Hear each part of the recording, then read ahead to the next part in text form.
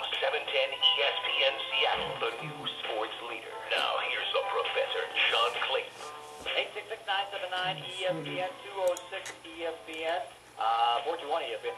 Joining us at the top of the hour is going to be Pete Prisco, but joining us right now, as he does every time on the Super Bowl show, it's Commando Dave. David, how are you? Hey, what's up, John Clayton? Damn it, each season I look forward to talking to the professor of the NFL live and direct in the mix at the Super Bowl, and I'm glad that this year is no exception, my man. Came down to the wire, Bob. I mean, yesterday when I did garage, it didn't look like it was going to happen. So right. Fine. And we got to show with Danny O'Neill and Dave Wyman. It's like, oh, it looks like it's a go. Yeah, good. And for the hardest working man in football reporting, it sounds like you're on vacation and checking out chicks reporting by the pool. Which, oh yeah, what? As a pool reporter, I mean, it's in the 60s and 70s, so you can wear the trunks. Mm-hmm. It was sunny outside, at least except for on Wednesday, so I could do with the sunscreen, not 29. Mm-hmm. Just take the shirt off and then just hang out with my boy Jim Harbaugh. There you go, man. I just don't understand why they couldn't just call you John Clayton, damn it, Hall of Fame football writer reporting from inside the huddle of the San Francisco 49ers.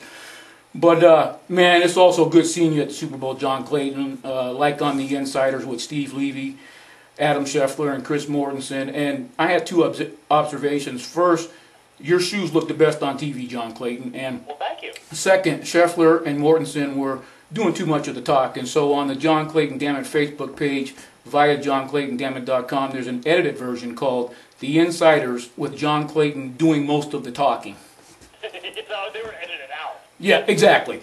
And you told Steve Levy that you let your hair down in the French Quarter. So on the front page of johnclaytondammit.com, we have the picture we've been using since Super Bowl 43 of you with your hair all the way down, John Clayton. Like I mentioned previously, before the famous ESPN commercial with Slayer rockin' John Clayton Dammit provided the first look at the long Clayton, Brett Michaels like Goldilocks riding on the NFL Love bus with 20 Clayton cuties.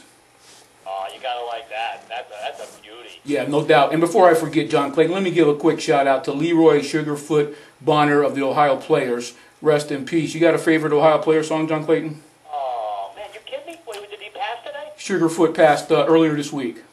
Oh, man. Yeah. That is so bad. Yeah. That's awful. Oh. Yeah, I hate to break that to you right now on the air like that. I thought you knew. Oh. Yeah. But, man, speaking of great funk bands of all time, happy Black History Month to you, John Clayton. And I encourage everyone to celebrate Black history as American history, especially those who have a fear of a black planet, in the words of Public Enemy. But Doug Williams' MVP performance in Super Bowl 22 is Black history and National Football League Super Bowl history. And two black head coaches, Tony Dungy and Lovie Smith, opposing each other in Super Bowl 41 is Black history and Super Bowl history. And Commissioner Goodell sounded good addressing the Rooney Rule in the state of the NFL, John Clayton, but I hope the Commissioner understands it's not just about hiring, but it's about firing as well. The old last hired, first fired adage, because as disappointing that 8 head coaching positions were filled without a black head coach, the damn shame about it, John Clayton, is one of those positions were opened by the firing of a black head coach that went 10-6, and 2 of those positions were filled by fired white coaches who combined only had 9 wins. And I loved your plan that you wrote on ESPN.com a couple of weeks ago, but you have to admit that part of the new challenge is to not fire qualified coaches who are doing the job. Because I'm sorry, go ahead. But it's also now the base of coordinators, particularly on offense. Okay, if the league wants to shift on offense and have 7 offensive coaches hired and 1 defensive coach is hired, that's fine. That's right. Correct. But you better start developing offensive coordinators. And the league's doing a terrible job. I mean, Jim Caldwell didn't get a chance to do it until, what was it? I mean, I'm still mad that Hugh Jackson doesn't have a job. Right. Jackson, I mean, they can talk a good game about hiring, giving, now interviewing minority candidates for coordinator jobs. Okay, fine. Right. Hugh Jackson had a Raider team at 8 wins. Thank you. Lost his job, but he's still a good play caller. And with all this talk about getting coordinators, Hugh Jackson did not get a job this year. That's inexcusable. It's like that's where the problem is. because, I have, I have all my databases and stuff like that. And when I saw that there was not one minority offensive coordinator to start the season on offense, there was only 4 on defense.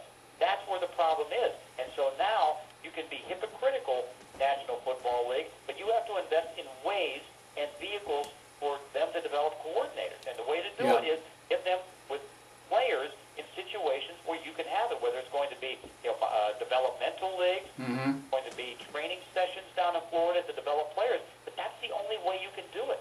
Yeah, I agree with that. And based on this year's coaching shell game, it seems more likely that the Harbaugh brothers will be coaching in another Super Bowl again before 2 brothers do. And it took 41 Super Bowls to make that happen, John Clayton. Quickly, congratulations to the recently announced 2013 class of the Pro Football Hall of Fame. Sal Palantonio might be a rookie, but you, John Clayton, of course, are renowned for locking the door and grabbing a whipping chair like Cortez Kennedy last year, John Clayton. Who was it this year that you made the strongest argument for?